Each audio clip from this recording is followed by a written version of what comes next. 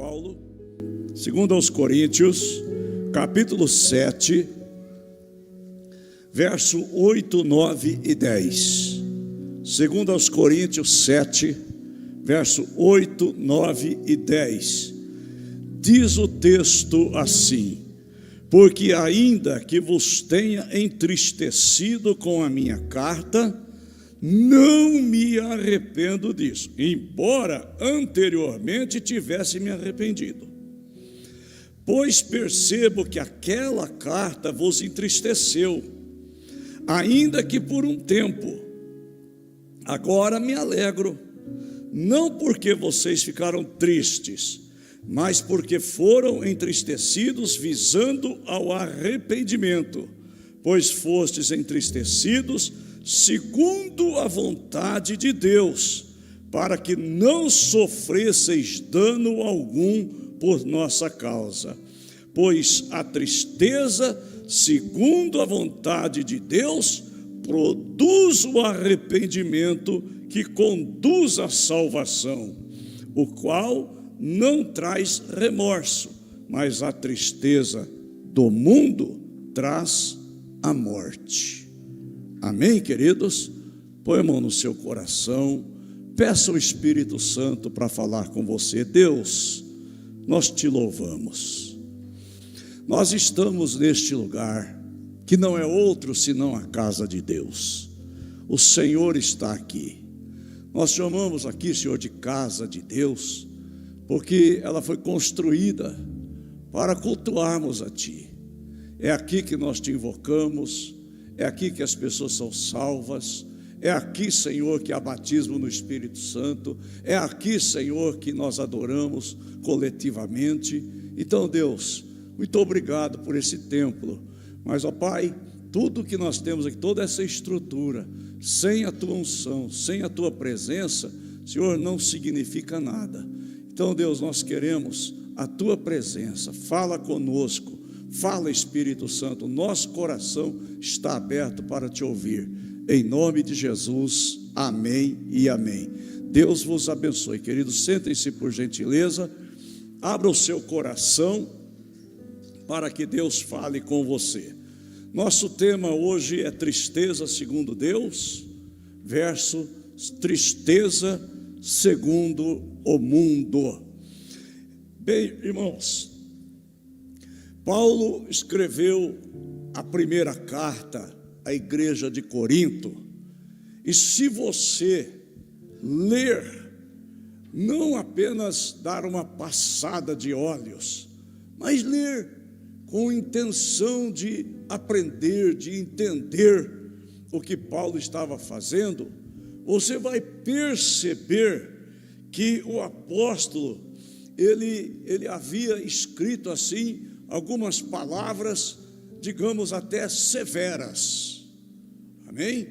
Havia ali panelinhas, né? Pessoas que, uns diziam que eram de Paulo, outros diziam que era de Apolo, e os mais santarrões diziam que era de Cristo.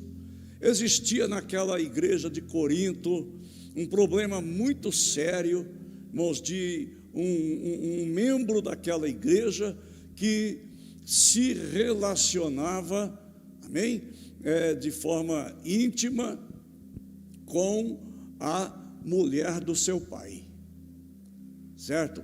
Então veja só, irmãos, também teve ali, Paulo precisou intervir, porque eles estavam fazendo a Santa Ceia de uma forma muito desorganizada, né? E outras coisas, irmãos, que estavam acontecendo, gente levando o irmão para a justiça, né? Paulo até adverte: será que vocês não têm ninguém sábio que possa julgar as causas de vocês? Precisa recorrer à justiça lá de fora, né? E uma porção de coisa. Então Paulo, irmãos, ele adverte, e ele manda entregar para Satanás aquele homem que estava adulterando, né, e se relacionando com a mulher do seu pai. Então, que deveria ser a sua madrasta, né? E aí, irmãos, Paulo ele foi muito rígido, muito severo, e ele não mediu palavras para admoestar aquela igreja. E ele falou com muita convicção, né?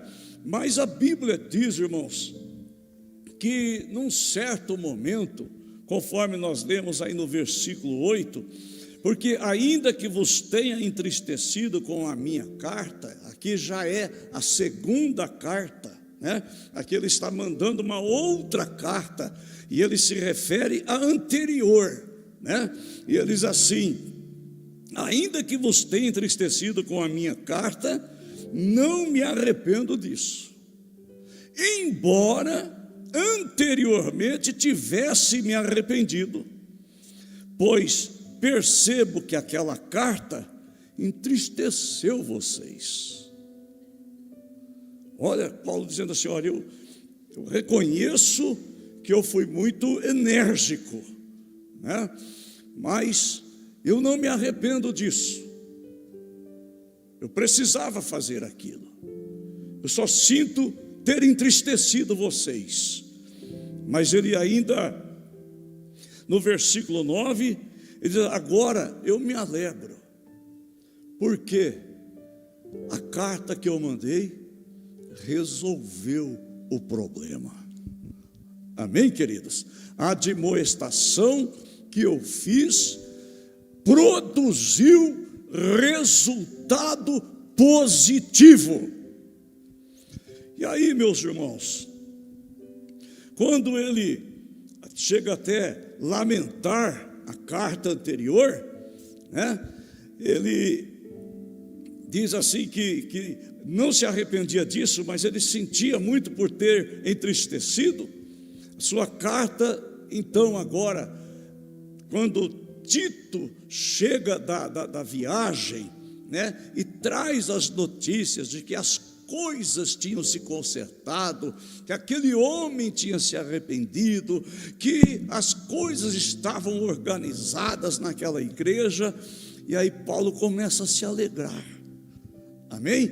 E ele diz assim, né, no versículo 9: porque me alegro, não porque vocês foram entristecidos, ainda que por pouco tempo, certo? Mas porque vocês foram visitados, e a tristeza provocou arrependimento. A tristeza que vocês sentiram, sabe aquele impacto da admoestação? Tem hora, irmãos, que a gente ouve coisas que a gente não quer ouvir. Tem hora que a gente ouve coisas que deixa a gente, puxa vida, não precisava tudo isso, né? Mas vai levar a gente à reflexão, vai levar a gente a pensar: puxa, eu preciso mudar. Amém?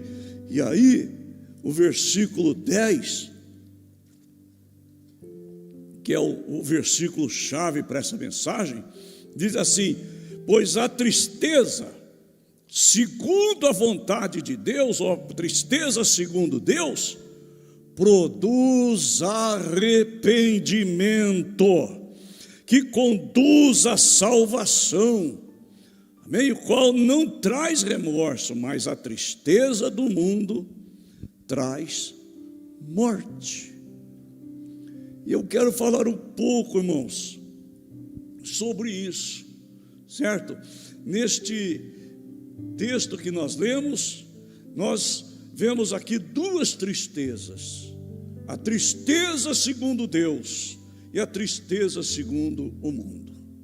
E o que eu quero conversar com vocês é que nós possamos entender que há resultados, sabe, há consequências dessas tristezas. Cada uma dessas tristezas provocam um resultado, e depende de como nós recebemos a admoestação. Às vezes, irmãos, a gente quer consolar uma pessoa que está em pecado, dizendo: não, está tudo certo, quando na verdade o nosso papel ali não era consolar, o nosso papel ali seria de confrontar. E às vezes nós atrapalhamos o agir de Deus quando a gente concorda com o pecado, quando a gente diz assim, não, tudo bem, né? Todo mundo errou, todo mundo faz, e a pessoa não muda de vida, porque a gente, em vez de confrontar, a gente quer consolar e manter a pessoa pecando. Vocês estão entendendo isso, irmãos? É muito séria essa palavra de Paulo. E aí, essas duas espécies de tristeza, tristeza segundo Deus e a tristeza segundo o mundo, certo?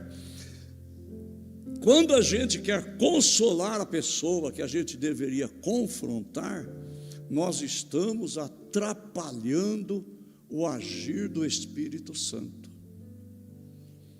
porque nós endossamos o pecado. Nós falamos, não, está tudo bem, não, Deus entende. E ao invés de você dizer para a pessoa, olha, você está em pecado, Deus ama você, Ele não ama o pecado, mas Ele ama o pecador. Então deixe o seu pecado. A gente às vezes, para querer agradar a pessoa, e aí vem aquela questão do politicamente correto, a gente acha que está tudo bem. Não, todo mundo está fazendo. Irmãos, nós não somos todo mundo. Amém? A Bíblia diz que nós estamos neste mundo, mas nós não somos deste mundo. Então precisamos acordar, sabe? E não confrontar com ira, mas confrontar com amor. Você está errado sim, não é isso que a Bíblia ensina. Você está caminhando na contramão da palavra de Deus. Foi o que Paulo fez. Leia a primeira carta de Paulo aos Coríntios, irmãos, é uma carta de advertência. E embora ele aponte um monte de erros naquela igreja, ele começa a sua carta dizendo aos santos que estão em Corinto, aos santificados em Cristo Jesus. Amém, queridos? Então, meus irmãos, essa tristeza segundo Deus e essa tristeza segundo o mundo, certo? Provocam os efeitos, certo? Então vamos ver alguns efeitos, certo? Primeiro, o alvo, certo? Vocês vão entender, na tristeza segundo o mundo, sabe, quando a pessoa, ele fica triste, segundo o padrão desse mundo, fica chateado, ele fica revoltado, né? Ele não gosta de ter sido corrigido, certo? Aí ele começa a focar a si mesmo, amém? O foco é ele. A tristeza segundo o mundo, a pessoa visualiza a si mesmo. Na tristeza segundo o mundo, irmãos, a pessoa, ela lamenta o que perdeu, ela lamenta, sabe, os prejuízos que aquele erro causou a ela. Mas na tristeza segundo Deus, o alvo não é quem errou, o alvo é Deus e as pessoas que nós ofendemos. Porque, irmão, olha para mim, quando um homem peca, ele ofende a esposa, ele ofende os filhos. E a tristeza segundo o mundo faz essa pessoa focar em si mesmo, né? Ele não está arrependido, ele está preocupado com aquilo que está lhe trazendo, com as consequências que estão impactando a sua vida. Então ele não está preocupado por ter ferido alguém, por ter desonrado Deus. E olha, irmãos, todo pecado é contra Deus. Em primeiro lugar, antes de pecar contra a família, antes de pecar contra a igreja, antes de pecar contra as pessoas, nós pecamos contra Deus. Sim, foi o filho pródigo, quando errou, quando largou a casa do pai, né, pediu herança antes do pai morrer, e ele gastou tudo, e quando ele já não tinha mais nada, e ele foi trabalhar, cuidar de porcos, e ele desejava comer a comida dos porcos, nem isso lhe davam. E ele diz assim, a Bíblia diz que ele caiu em si, porque, irmãos, o pecado deixa a pessoa fora de si. Amém? Porque a pessoa age mais com a emoção do que com a razão. E quando o filho pródigo entendeu isso, a Bíblia diz que ele caiu em si. Ele disse: eu vou voltar para a casa do meu pai. Olha qual foi a oração que ele fez diante do seu pai. Ele disse: pai, primeira coisa, pequei contra Deus. Depois ele disse: pequei perante o Senhor. Então todo pecado primeiro é contra Deus. E a tristeza, segundo Deus, faz a gente entender isso. Mas a tristeza, segundo o mundo, não nos deixa enxergar dessa forma. O foco é a gente, né? Eu estou assim porque eu errei, só que a pessoa não quer mudar. Então, neste caso, irmãos, certo? A pessoa que sente a tristeza segundo o mundo, ele não está disposto a negar-se a si mesmo. A Bíblia diz, né, Jesus disse em Marcos 8:34, né, que quem quiser segui-lo deve negar-se a si mesmo. Mas quando a gente foca a gente mesmo, nós não estamos negando a si mesmo, nós estamos, né, nos valorizando. Fiz porque isso, porque aquilo, e a pessoa quer se justificar. Amém? Errei porque o outro errou. E, irmãos, tem até aqueles que cantam aquele corinho, né? Davi pecou, eu também posso pecar. O corinho não é esse, né? O corinho é: Davi falou, eu também posso falar. O Senhor é meu pastor e nada me faltará. Então, quando a gente olha tristeza segundo Deus, irmãos, faz a gente olhar: eu feri Deus, eu feri pessoas. A tristeza segundo Deus, irmãos, e a tristeza segundo o mundo, faz a gente sentir algumas dores. E segundo o mundo, qual é a dor que a pessoa sente? O remorso. Remorso, irmãos, sentimento passageiro. Porque o remorso, irmãos, é que a pessoa sente só na hora. Aí ele sai dali e vai fazer de novo. Ele não mudou de vida, certo? Nós temos um exemplo de remorso lá em Mateus 27, a partir do versículo 3, diz o texto assim: então Judas, aquele que o traíra, vendo que Jesus fora condenado, sentiu o que, irmãos? Sentiu remorso. Devolveu as 30 moedas de prata aos líderes religiosos, dizendo: pequei traindo sangue inocente. Eles responderam: o que nos importa? Isso é problema teu. E os versos seguintes dizem: e depois de atirar as moedas de prata para dentro do santuário, retirou-se e foi enforcar-se. Olha, irmãos, essa é a tristeza segundo o mundo. É um remorso apenas. Pedro também errou. Pedro negou Jesus, mas ele agiu diferente de Judas.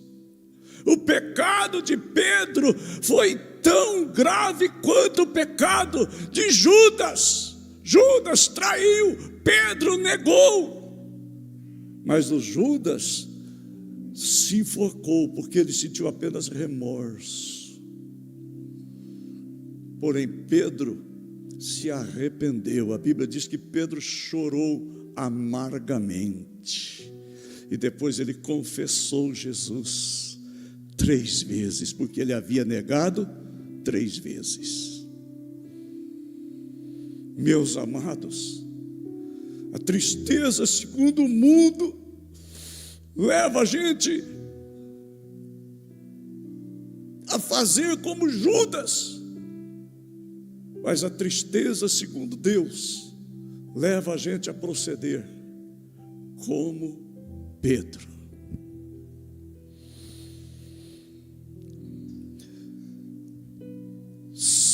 Alguns tipos de dores, irmãos, né? Segundo a tristeza segundo o mundo faz a gente sentir remorso, sentimento que é um sentimento passageiro. Mas a tristeza segundo Deus, irmãos, não gera remorso, gera arrependimento. E o que é arrependimento? Remorso, irmãos, não produz mudança, mas arrependimento produz mudança de vida. Então, é diferente, irmãos. E enfatizando a tristeza segundo Deus e a tristeza segundo o mundo, certo?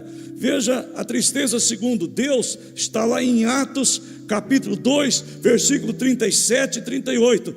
Quando ouviram isso, ou seja, quando ouviram Pedro falar, ficaram aflitos, contritos de coração, e perguntaram a Pedro e aos apóstolos: irmãos, que faremos? Respondeu Pedro: arrependam-se e cada um de vocês seja batizado em nome de Jesus Cristo para a remissão dos pecados, e vocês vão receber o dom do Espírito Santo. Então olha só, irmãos, a tristeza segundo o mundo produz remorso, mas não produz mudança. A tristeza segundo Deus produz arrependimento e que gera mudança. Vocês entenderam isso, queridos? Aí, irmãos, a tristeza segundo Deus e segundo o mundo também produz impacto nos relacionamentos. Impacto nos relacionamentos. Preste muita atenção, irmãos. A tristeza segundo o mundo separa as pessoas. A pessoa se isola. A tristeza segundo o mundo afasta as pessoas de Deus e afasta também as pessoas das pessoas de Deus. Eu vou repetir isso, irmãos.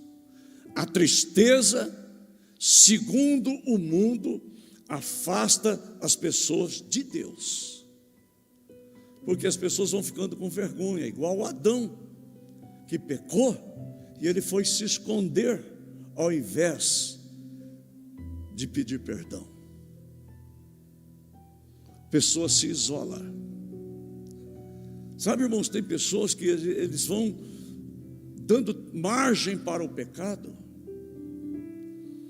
e de repente ele se vê tão dominado pelo pecado, que ao invés dele corrigir o seu erro, ele vai se afastando de Deus, começa a encurtar a vinda na igreja, começa a se afastar de Deus. Então o pecado, irmãos, afasta a gente de Deus e afasta a gente das pessoas de Deus. Por quê? Às vezes uma pessoa que ele errou, ele evita falar com aquele que leva a Deus a sério. Por quê? Porque sabe que ele vai ser confrontado. Amém, queridos? Então, Olha que interessante, irmãos. A tristeza, segundo Deus, e a tristeza, segundo o mundo, impacta nos relacionamentos. Segundo o mundo, separa pessoas, afasta as pessoas de Deus, mas a tristeza, segundo Deus, reconcilia. Faz o que fez o filho pródigo. Pai, eu estou aqui, me perdoa. Tristeza, segundo o mundo, separa. A tristeza, segundo Deus, une pessoas, reconcilia as pessoas. A tristeza, segundo Deus, integra as pessoas. A tristeza, segundo Deus, provoca unidade, harmonia. A tristeza, segundo Deus, nos aproxima de Deus e nos aproxima das pessoas de Deus. Quer estar junto, quer caminhar junto. Amém, queridos? Olha só, irmãos. E quarto, a tristeza, ela causa impacto emocional também.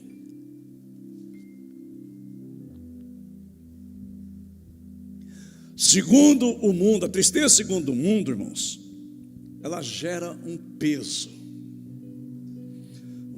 para a pessoa que errou, e a pessoa se torna um peso para os outros também. Por que se torna um peso para os outros? Porque, irmãos, está errado e não quer mudar. Sabe aquele filho que vai para as drogas? Ele causa um transtorno na família. Sabe aquele marido que trai a mulher, ou aquela mulher que trai o marido? Gera um desconforto muito grande para a família, para a sociedade. Sabe, irmãos, aquelas pessoas que erram, e às vezes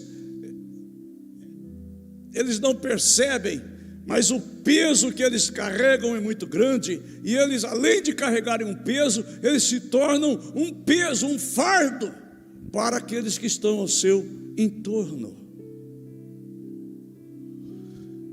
E Deus quer mudar isso. Sabe, Jesus disse assim: você que está sobrecarregado, vem até mim. Amém? A Bíblia diz: lançando sobre Ele toda a vossa ansiedade, porque Ele tem cuidado de vós. E a tristeza, segundo o mundo, como eu já disse, gera um peso para a pessoa e gera um peso para os que estão ao seu entorno. Mas a tristeza, segundo Deus, gera alívio. Irmãos, é tão legal, é tão gostoso quando uma pessoa reconhece que errou e ele diz assim: me perdoa, me perdoa, eu quero caminhar com você. Sabe, queridos, a tristeza, segundo Deus, ela traz um alívio. Imagina o alívio que uma mãe, um pai sente quando o filho retorna para casa e diz: mãe, daqui para frente eu tive um encontro com Jesus e eu nunca mais quero dar tristezas para vocês, eu quero dar alegria para vocês. Eu quero dar alegria para você, minha esposa. Eu quero dar alegria para você, meu marido. Eu quero dar alegria para você, meu pastor. Meus amados, a tristeza segundo o mundo produz peso, mas a tristeza segundo Deus produz alívio. Alívio para si e alívio para quem está em volta de você. A tristeza segundo Deus é temporária. a gente fica meio chateadão só na hora. Você já tomou uma bronca que você não gostou, mas que depois resolveu? Sim ou não? Quem já tomou uma bronca e você na hora ficou muito chateado? Levanta a mão. Eu também já, irmãos. Mas me fez bem. Amém? Me fez bem. Faz bem para você. Sabe, Jesus disse assim, olha, eu repreendo e castigo aquele que eu amo. A Bíblia diz, se você está sem disciplina, você não é filho, é bastardo. Então nós precisamos nos alegrar quando somos advertidos. Nós temos alguns exemplos na Bíblia, irmãos, muito forte, certo? A tristeza, segundo Deus, ela é temporária. Você vai ficar triste por um tempo, mas ela vai se transformar em alegria. E a alegria que vai durar para sempre. A tristeza, segundo Deus, ela gera o arrependimento. E o arrependimento produz transformação de vida. E essa transformação nos leva a sermos salvos.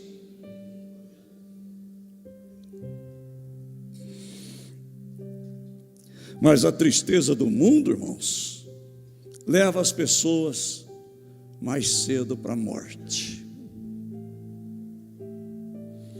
Tem gente, irmãos, que ao invés dele se arrepender, ele faz como Judas. E às vezes ele não se mata fisicamente, mas ele se mata socialmente. Ele se mata nos seus relacionamentos. Ele se mata nos seus vínculos familiares. Mas ele não quer mudar, ele está apenas sentindo remorso. E nós precisamos, queridos,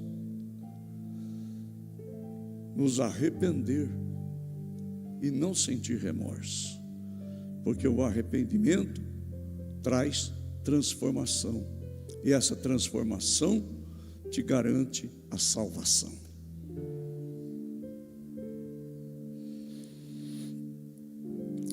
O exemplo mais clássico, irmãos, que nós temos na Bíblia é o exemplo de Davi. Irmãos, Davi, a Bíblia diz que ele era homem segundo o coração de Deus. Mas, irmãos, Davi errou, Davi pecou. Davi era rei, ele tinha quantas mulheres ele quisesse.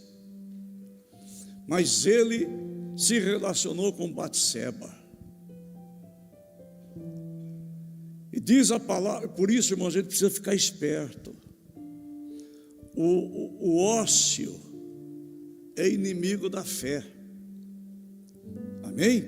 Quando você fala assim, eu não quero assumir compromisso nenhum, não quero fazer nada, você está igual o Davi, que ao invés de ir para a guerra, mandou Joabe, mandou seu exército e ficou em casa. E a Bíblia diz que uma certa tarde, ele acordou, né, e foi dar uma passeada no terraço. E lá do terraço, ele viu Batseba tomando banho. E ninguém toma banho de roupa, né, irmãos? O olho dele fez isso.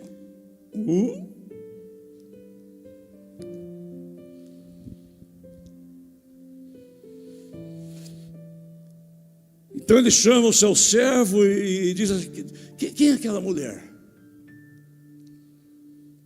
Aí disseram assim, mulher de Urias. Irmãos, quando disseram mulher de Urias, era para o Davi falar assim, o sangue de Jesus tem poder, Deus me livre e guarde. Porque quem era Urias? Urias, irmãos,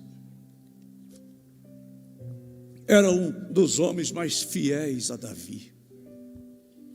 Urias fazia parte dos valentes de Davi.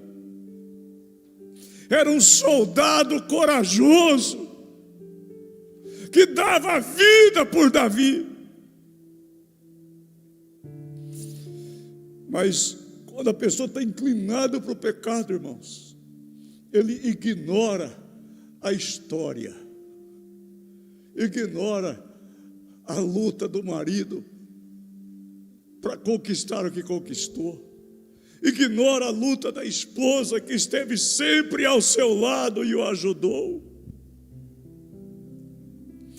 Esses dias eu tomei conhecimento de uma pessoa que casou-se, um moço que se casou com uma moça chucra. Sabe o que é chucra? Não sabia nem falar direito, só era bonita, mais nada. Se casou com ela, valorizou-a, bancou para ela 2 faculdades. E agora sabe o que essa moça fez? Arrumou um outro homem, um amante, abandonou o marido e abandonou os filhos. Esqueceu, irmãos, quem ela era. Esqueceu que o marido investiu nela. Esqueceu de onde saiu. Irmãos, às vezes a gente esquece de onde Deus nos tirou. E é um perigo muito grande, porque às vezes Deus vai ter que levar a gente lá de volta para lembrar a gente. Ei, lembra quando eu tirei você daqui? Vai passar mais um tempo aqui nesse vale para dar valor.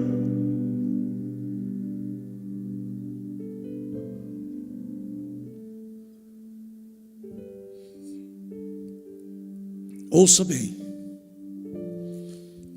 E Davi, irmãos, quando ficou sabendo que era mulher de Urias, ele mandou trazer assim mesmo. E ele se relacionou com Batseba. E ela engravidou dele. E ele tentou de todas as formas fazer com que Urias voltasse da guerra. Ele conseguiu até tirar Urias do campo de batalha. Mas Urias foi tão leal, irmãos, que ele ficou ali no palácio 2 noites ali, nem bêbado, porque até bebida o rei deu para ele, para ver se ele esquecia, né, um pouco da guerra e voltasse para casa, porque se ele fosse para casa, Davi dizia assim: estou livre, né? Porque ele vai pensar que o filho é dele. Mas o Urias era tão leal, irmãos, falou: jamais eu vou para minha casa. Eu não vou estar com a minha mulher enquanto a arca do Senhor está lá, enquanto os soldados estão na guerra. Não vou. Pode ir, não vou, meu senhor. E ele foi leal e não foi, irmãos. Quando Davi viu que não tinha jeito, Davi fez uma carta endereçada ao comandante do exército, ao Joabe, dizendo assim: coloca Urias na frente da batalha, no lugar mais perigoso, e depois vocês saiam e deixem ele sozinho, para que ele seja ferido e morra. Então ouça bem, irmãos, Davi se envolveu com Batseba, mandou matar o marido dela, que era um homem leal a ele.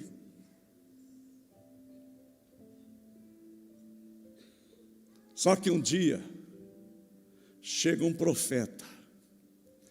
Irmãos, a Bíblia diz vários casos de profetas que foram advertir reis, e os reis mandaram prender, mandaram matar. Jeremias foi jogado no poço.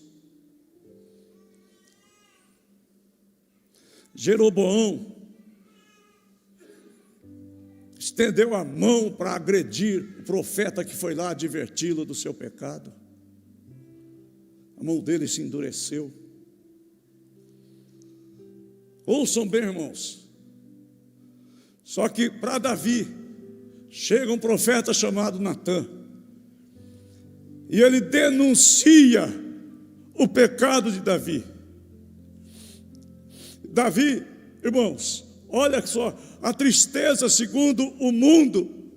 Davi poderia ficar revoltado e dizer assim: oh, eu sou o rei, homens, guardas, leve esse cara para a forca.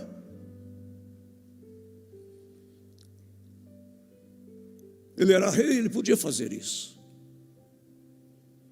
Mas, irmãos, a tristeza segundo Deus levou Davi ao quebrantamento,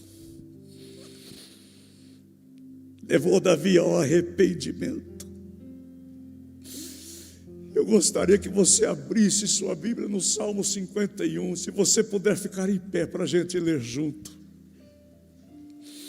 Essa é a oração de arrependimento de Davi, irmãos. Essa é a tristeza segundo Deus. Entristece só por um momento, mas depois traz a alegria. Olha o que Davi disse, irmãos. Eu acredito que com os olhos cheios de lágrimas, ele disse assim: ó Deus, se compadeça de mim, segundo o teu amor, apaga as minhas transgressões, por tuas grandes misericórdias. E ele continua na sua oração de arrependimento e diz: lava-me completamente da minha iniquidade e purifica-me do meu pecado, pois eu reconheço minhas transgressões, o meu pecado está sempre diante de mim. Eu tinha que lidar com aquilo, irmãos. Segue. Aí ele diz assim: lembra que eu falei que todo pecado primeiro é contra Deus? Pequei contra